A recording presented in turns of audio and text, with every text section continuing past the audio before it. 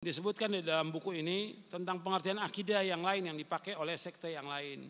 Benar atau tidak? Enggak benar. Saya jelaskan pengertian istilah orang ketika menyebutkan tentang akidah seperti apa? Metafisika atau tasawuf atau yang lain. Selama bertentangan dengan akidah nggak bisa dipakai itu. Dan tasawuf nggak ada dalam Islam, nggak ada. Para ulama ketika menyebutkannya semua menyebutkannya dengan sifatnya celaan. Karena apa? Awalnya tarekat itu awalnya bid'ah, akhirnya zindik. Awalnya bid'ah, mereka adakan cara tertentu. Tapi akhirnya zindik. Rata-rata mereka kalau sudah sampai kepada hakikat ma'rifat, mereka sholat nggak? Nggak sholat, nggak puasa, zindik. Awaluhu bid'ah wa akhiruhu zindik. Ada buku-buku yang membahas tentang masalah ini. Panjang ya, tentang al-fikr sufi, pemikiran sufi. Kemudian juga sejarah tarekat sufi, ya banyak dibahas oleh para ulama tentang masalah ini. Kalau tadi disebutkan tentang orang yang cium tangan, sampai kadang-kadang cium kaki kepada kiai atau habib. Ini enggak benar, enggak boleh. Dia ingin tabaruk, cium tangannya ustaz tabaruk. Supaya apa? Dapat barokah. Enggak boleh. Tapi bagaimana kalau sebagai penghormatan kepada orang tua dia cium tangan? Boleh. Sekedar ihtiram karena sudah terbiasa seperti itu.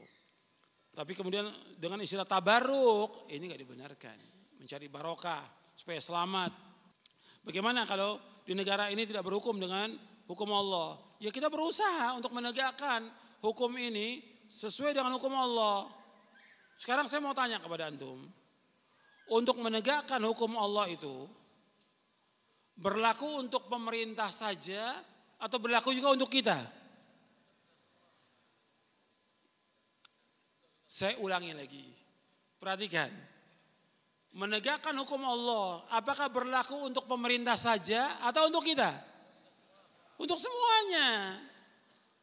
Sekarang kalau untuk semuanya, yang kita mulai dari mana? Dari pemerintah atau dari mana? Dari kita dulu. Ketika orang mengatakan, ini pemerintah tagut, pemerintah ini kafir. Antum mengatakan tagut, kafir, manfaatnya apa? Gak ada manfaatnya. Kita sudah tahu bahwa hukum ini tidak melaksanakan hukum Islam. Tidak melaksanakan syariat Islam. Di negara ini melaksanakan syariat Islam atau tidak? Tidak. Tapi kita gak mengkafirkan. Karena apa? Karena kebodohan, karena kejahilan dan yang lainnya. Sekarang untuk bisa merubah itu, bagaimana kita merubahnya? Dari mana kita mulai? Dari kita dulu. Kepada orang yang tadi nuding-nuding itu, pemerintah togus, mulai dari dulu dong. Allah mengatakan, innallaha la yughayyiru ma biqaumin hatta yughayyiru ma bi anfusihim. Allah enggak akan merubah satu kaum sampai mereka merubah apa yang ada di diri mereka itu. Dia sudah berhukum dengan hukum Allah belum dalam rumah tangganya? Sudah belum dia berhukum dengan hukum Allah? Kadang-kadang yang nuding-nuding itu, dia enggak berhukum dengan hukum Allah dalam rumah tangganya. Dia jaga enggak diri dan anaknya dari api neraka. Itu dulu. Bagaimana kalau kita sudah tahu dakwah yang hak ini, kita dakwakan di masyarakat. Yang kita tahu, kita dakwakan dulu untuk siapa? Untuk diri kita, keluarga. Ya ayyuhalladzina amanu qu anfusakum wa ahlikum nar. Wahai yang beriman, jaga diri kamu, keluarga kamu dari api neraka. Kita dulu mulai. Jangan kita dakwakan masyarakat. Urusan masyarakat, urusan umat, tanggung jawab siapa? Para dai, para ustadz, para ulama, tanggung jawab mereka. Adapun kita yang baru ngaji, baru belajar dulu yang benar kita. Belajar sampai kita paham tentang akidah yang benar ini. Antum baca ini buku syarah akidah. Sampai tamat, ulangi lagi, baca lagi buku-buku yang lain yang bermanfaat. Supaya kita paham tentang agama ini. Jangan baru tahu satu sudah dakwah ke masyarakat. Jadi kita harus berusaha bagaimana mendakwakan untuk diri kita dulu dan keluarga. Bagaimana pendapat kalau ada dai-dai yang bergaul dengan firqah-firqah yang sesat? Nah bagaimana kita bergaul dengan firqah yang sesat? Ya nggak bisa. Kita dakwakan iya, tapi duduk dengan ahlul bid'ah, duduk bergaul dengan mereka, nggak boleh. Kita nggak boleh jadikan teman, sahabat karib kita dari ahlul bid'ah, nggak boleh. Orang kafir pun nggak boleh. Kata Nabi SAW, al-mar'u ala dini khalili falyanzur ahadukum man yukhalil. Agama seorang tergantung dari siapa? Temannya. Hendaklah dia perhatikan kepada siapa dia berteman. Kemudian juga Nabi bersabda SAW, hadis ini Hasan, Nabi juga bersabda, la tusahib illa mu'minan. Jangan kalian bergaul, bersahabat, kecuali orang yang beriman saja. Ahlul bidah, para ulama jaga jarak sampai mereka adakan batas dengan besi. Gak mau ketemu dengan ahlul bidah, sampai begitu. Sampai mereka juga mentahdir tokoh-tokoh ahlul bidah. Bukan jadikan sahabat, bukan teman, jangan. Nanti ngerusak iman kita, ngerusak akidah kita, ngerusak agama kita. Dan paling tidak nanti kita akan membenarkan apa? Membenarkan apanya? Bid'ahnya mereka. Karena kan sohib, teman, masa kita tegur. Ya kita bilang ya gak apa-apa lah kamu berbuat bid'ah. Salah gak itu? Salah. Awalnya gak apa-apa. Besok-besok ente kan sohib sama ana. Ana ini perlu bantuan nih untuk acara bid'ah. Gimana? Ya ana bantu deh. 2 sudah dosanya. Yang ketiga, ana perlu orang ini untuk ikut di dalam acara ini. Ya ikut dalamnya. Akhirnya gimana? Jadi pendukung bid'ah dia. Yang tadinya dia di luar, akhirnya jadi apa? Jadi ahlul bid'ah. Wah gampang, para ulama terdahulu, di sini ada, di buku ini ada. Bagaimana sikap ahlu sunnah kepada ahlul bid'ah ada di buku ini. Ini termasuk bagian daripada ayat yang tadi yang awal saya sebutkan. Wajtanibut taghut. Jauhkan firqah-firqah yang sesat. Termasuk dari wajtanibut taghut. Bagaimana kalau kita berada di masjid, di lingkungan kita yang masih bermacam-macam. Kemudian kita panggil ustadz sunnah. Tetapi mereka protes. Nah bagaimana yang seperti ini? Ya memang kita perlu punya masjid kita ini. Masjid sunnah. Kalau kita lihat setiap tahun yang dibangun masjid mana? Masjid yang pengurusnya ahlul bidah. Masjid sunnah belum kelihatan. Mesti antum yang sekian banyak ini coba beli tanah bangun masjid. Masjid yang besar. Masjid sunnah. Mesti ada banyak orang-orang kaya di Surabaya ini yang bisa untuk bangun masjid. Kenapa enggak kita bangun masjid? Sehingga kita enggak dihinakan oleh ahlul bid'ah, enggak dihinakan juga oleh yang lain. Tiap kita mau minjam masjid, enggak boleh. Diusir. Tiap masjid, katanya kalau kita punya masjid sendiri yang besar, kita punya izzah dan bisa mendakwakan dakwah tauhid. Ganjarannya besar bagi orang-orang menyumbang itu. Orang membangun masjid dibangunkan oleh Allah apa? Rumah di sorga. Man bana lillahi masjidan bana Allah lahu baitan fil jannah. Barang siapa yang bangun masjid karena Allah, Allah bangunkan rumah di sorga. Maka itu berlomba-lomba coba supaya bisa bangun masjid. Tapi bukan minta di jalan-jalan ya. Nggak boleh minta di jalan-jalan itu. Di jalan-jalan umum minta, nggak boleh. Datangin orang-orang kaya berapa orang, ayo kita bangun masjid sama-sama. Insya Allah terbangun. Tadi disampaikan bahwa kajian itu di masjid. Bukan di rumah. Apakah kajian di rumah itu hukumnya haram? Ini salah paham lagi. Ini pertanyaan sama dengan pertanyaan ahlul bid'ah. Pertanyaannya sama dengan pertanyaan ahlul bid'ah. Ketika kita melarang, Ustadz bagaimana hukumnya baca Al-Quran di kuburan? Enggak ada contoh. Nabi enggak pernah baca Al-Quran di kuburan. Sahabat nggak pernah baca Al-Quran di kuburan. Para tabiin nggak.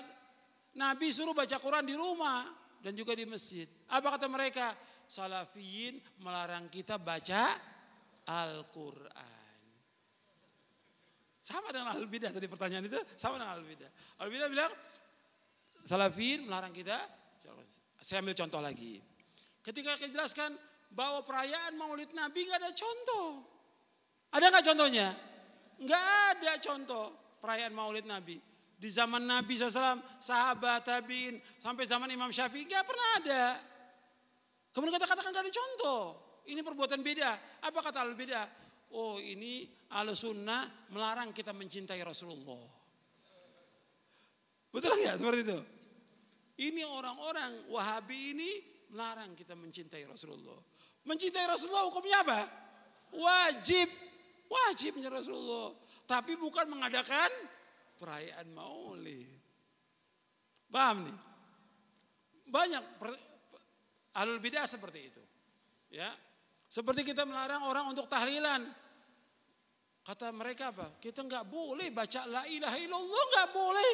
Sama kelompok Wahabi kata mereka. Jadi yang kita katakan tahlilan nggak ada contohnya. Nggak ada contoh. Nggak ada. Dilihat dimanapun nggak ada. Bahkan Imam Syafi'i pun nggak pernah melakukan. Tanya kepada kiainya, mana contohnya tahlilan itu? Apa jawaban kiainya? Memang orang-orang salaf itu melarang kita baca la ilaha illallah. Padahal la ilaha illallah itu harus terus kita ucapkan. Tapi begitulah jawabannya dari ahlul bidah. Sekarang kita ngikut nih. Saya katakan ngaji itu di masjid, bukan di rumah. Apa di rumah diharamkan? Karena antum lihat, maslahat di masjid dengan di rumah, maslahatnya di mana? Kan kita dikasih akal yang waras.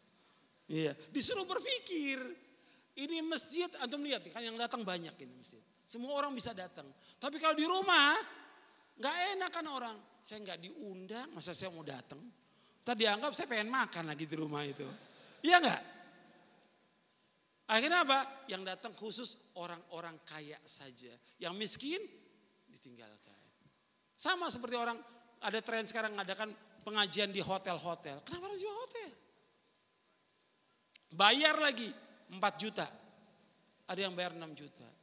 Ini sudah membuat kasta baru ini.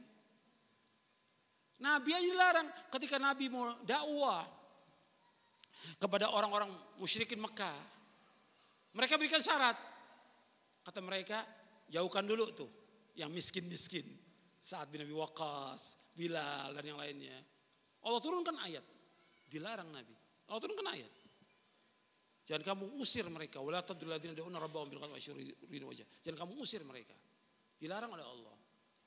Nah, dijelaskan oleh para mufassirin, kita harus mendekat kepada kaum muslimin. Doa kita di waktu malam, Nabi berdoa mencintai siapa? Orang kaya atau orang miskin? Wa hubbal masakin, cinta kepada orang miskin. Kalau di rumah yang jalan kaki, yang enggak punya kendaraan, malu. Yang datang semua pakai mobil, pakai motor. Jadi itu yang perhatikan, maslahat di masjid atau maslahat di rumah? Di masjid. Kalau di rumah, orang rumahnya nanti juga akan apa? Sibuk dia. Yang milik rumahnya sibuk. Kalau dia sibuk, dia nggak memperhatikan kajian. Maka saya sering ingat, panitia pengajian duduk di majelis. Jangan sibuk sendiri, karena dia juga harus dapat manfaat ilmu. Harus duduk catat dia sama. Kalau di rumah, udah sibuk. Atau sebagian di rumah, kajian di rumah, pakai makan apa tidak? Ada yang pakai makan. Kalau sudah ngaji, makan. Yang kuat apanya? Makannya. Bukan ngajinya. Jadi selama 10 tahun ngaji, yang dapat apanya? Makan. Coba deh, saya ngajak berpikir yang waras. Gitu. Jadi jangan langsung diambil, kalau gitu Ustadz mengharamkan. Loh antum kok gak berpikir? Sama jawaban antum dengan ahlul bid'ah nanti itu. Berkaitan dengan kuburan Nabi Muhammad SAW dikuburkan di rumahnya Aisyah. Bagaimana? Memang pesannya demikian Nabi. Nabi gak mau. Nabi dan nabi-nabi sebelumnya, alaihissalam, kalau meninggal dikuburkan di tempat dia meninggal. Nabi takut kalau ditampakkan kuburannya akan disembah oleh manusia. Makanya untuk Nabi aja khususnya di rumahnya. Kemudian wasiat sahabat Abu Bakar dan Umar, wasiatnya minta di situ. Dikuburkan oleh para sahabat, sepakat para sahabat semuanya. Gak ada yang menolak tentang itu. Makanya Nabi dengan 2 sahabatnya di situ dikuburkan. Tapi ini memang wasiat yang seperti ini. Artinya Nabi gak mau dikuburkan. Nabi udah ingatkan kepada umatnya menjelang wafat, Allahumma la taj'al qabri wathanan yu'bad. Ya Allah, jangan kau jadikan kuburanku sebagai berhala yang disembah. Nabi terus ingatkan supaya enggak jadi berhala yang disembah nantinya. Bagaimana doa supaya kita istiqomah? Kemarin sudah dibahas ya. Dan ada doanya. Ada di buku itu, di buku istiqomah yang kemarin kita bahas. Doanya ya muqallibal qulub tsabbit qalbi ala dinik. Ya Allah yang membolak-balikan tetapkan hati kalau. Ada di buku itu, ada 4 doa saya tulis di situ. Antum coba lihat lagi bukunya, antum hafalkan. Apabila ulil amri banyak kebijakan yang merugikan umat Islam bagaimana? Ya sabar. Nabi ketika menyebutkan nanti ada penguasa-penguasa ulil amri yang menyalahi syariat Islam. Nabi suruh apa? Sabar, sabar dan sabar. Makanya kalau kita lihat pertumpahan darah dari zaman dahulu sampai sekarang karena mereka tidak sabar kepada siapa? Kepada ulil amri, gak sabar. Awalnya demo, kemudian memberontak. Akhirnya apa? Pertumpahan darah yang tidak pernah terhenti. Sampai sekarang. Disuruh sabar. Suruh sabar. Bagaimana kalau seorang ulama dia membolehkan suatu padahal tidak boleh. Padahal dia mengerti yang kita ikut dia atau dalil? Dalil. Dan itu ada seperti itu. Ada. Kan di dalam Islam juga Nabi pernah menyebutkan ulama-ulama yang bagaimana? Ulama su. Ulama yang berada di tepi jurang jahanam kata Nabi. Kulubnya, hatinya, kulubu syayatin kata Nabi. Hatinya hati setan kata Nabi mereka itu. Ulama-ulama yang berada di tepi jurang jahanam. Yang hatinya mereka, hatinya setan. Orang yang menyambut panggilan mereka dimasukkan ke neraka jahanam oleh Allah Ta'ala. Nabi juga bersabda dalam hadis yang sahih. Inna akhwafa ma akhafu ala ummati ala imatal mudilin. Sesungguhnya yang paling aku takut adalah umatku imam-imam yang menyesatkan. Nabi takut. Nabi juga takut kepada apa? Yang paling aku takut umatku kullu munafiqin alim lisan. Munafik-munafik yang pintar ngomong. Nabi takut itu. Jadi kita jangan ikut, yang kita ikut dalil.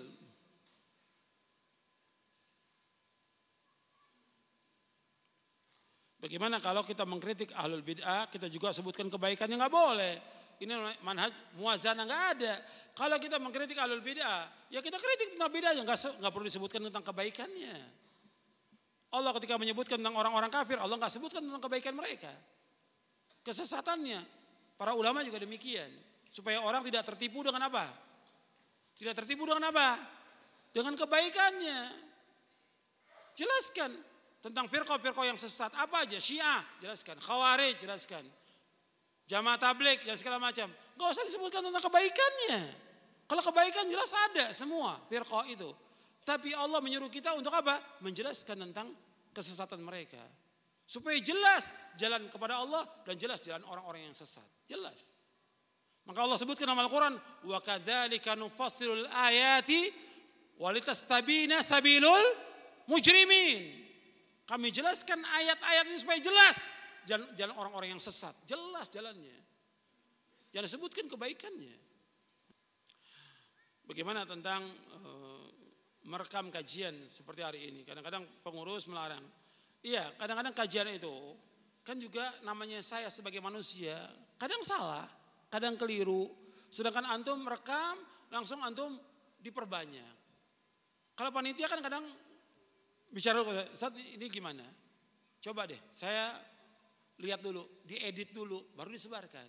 Kalau ini kan enggak, langsung disebarkan kepada orang.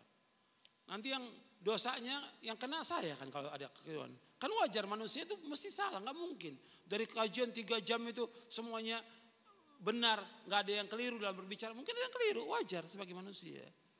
Tapi kan itu mesti dihilangkan dulu sebelum disebarkan. Ini tadi saya sudah jelaskan dalil ya. Yang kita ikut ini dalil apa siapa? Pak ulama. Ini masih tanya, saya lihat orang di Madinah, saya lihat orang di Mekah kok begini. Ada yang gak berjenggot, ada yang isbal. Yang kita ikut apa? Dalil. Jadi antum ini jangan melihat, karena di sana kan pakainya pakai begini, pakai gamis semuanya. Tukang roti kayak supir taksi kayak pakai ini. Tukang sampah juga. Jadi dipikir, wah ini ustadz nih, apalagi ada jenggotnya. Kok dia berbuat pelanggaran? Jadi bukan ukuran.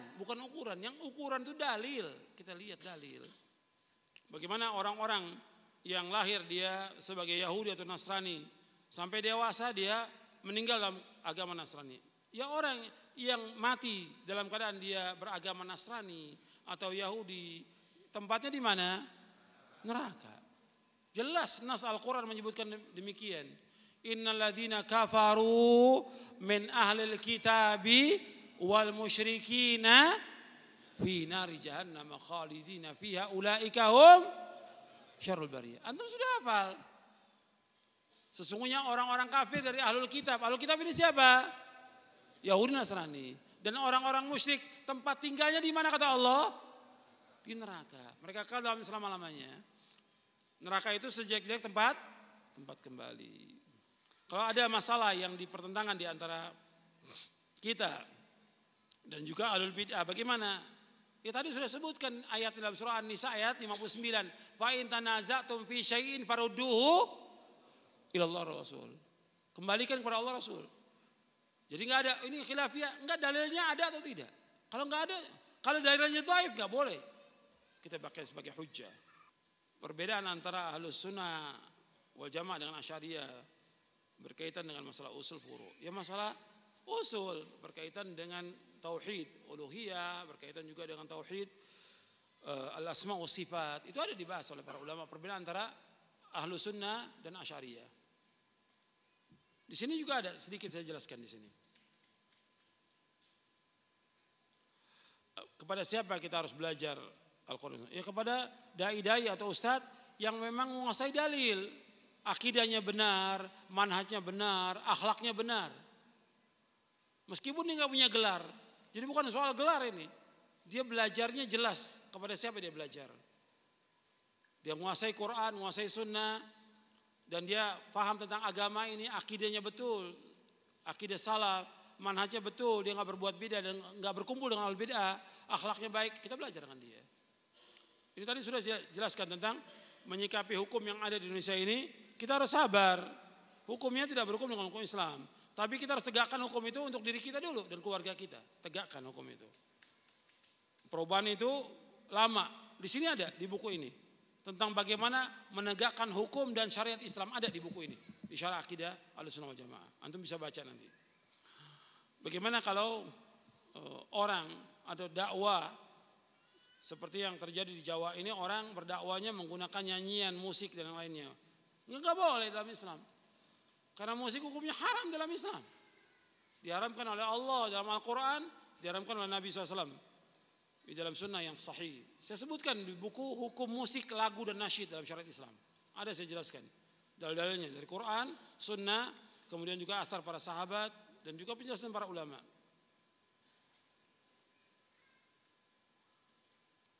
Bagaimana kita berdakwah tauhid kepada masyarakat yang ada di kampung? Ya kita, kalau antum memang seorang dai, antum dakwah dengan cara yang baik.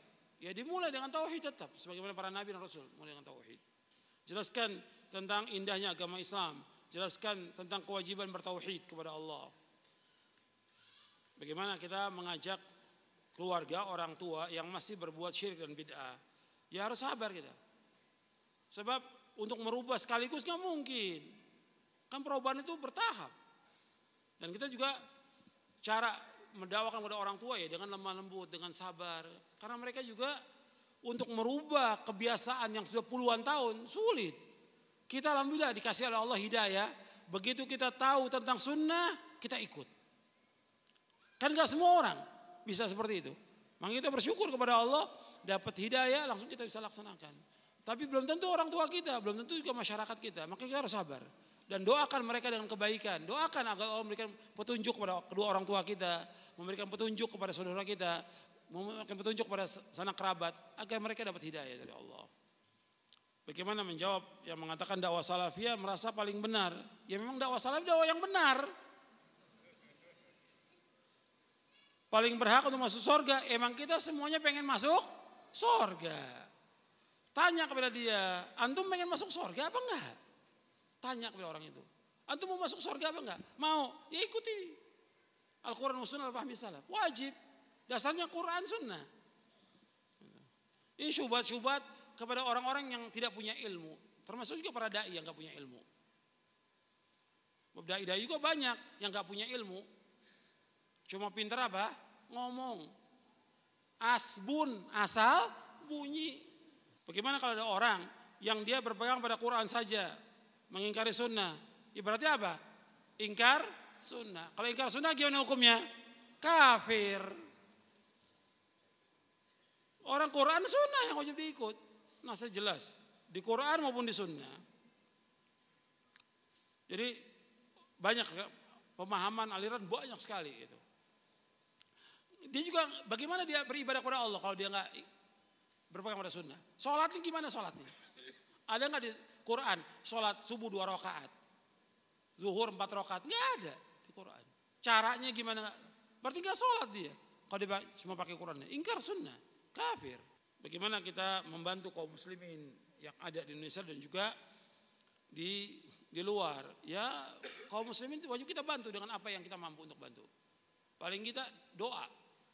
Kalau kita mampu dengan uang, ya cari jalur yang resmi dan betul-betul membantu kaum muslimin yang ada di luar yang betul-betul membutuhkan bantuan kita. Bagaimana kalau keluarga, saudara kita masih melakukan perbuatan bid'ah? Kita sudah beritahu, kita sudah ingatkan apa yang harus kita lakukan. Harus sabar. Sabar. Gitu.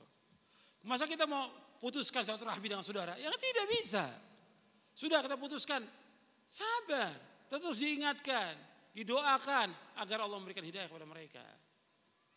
Tapi nggak boleh kita bantu dalam bid'ahnya, nggak boleh. Dalam perbuatan bid'ah nggak boleh kita bantu.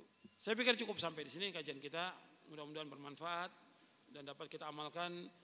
Dan antum jangan lupa baca buku itu, ulangi lagi, baca lagi supaya antum mendapatkan manfaat.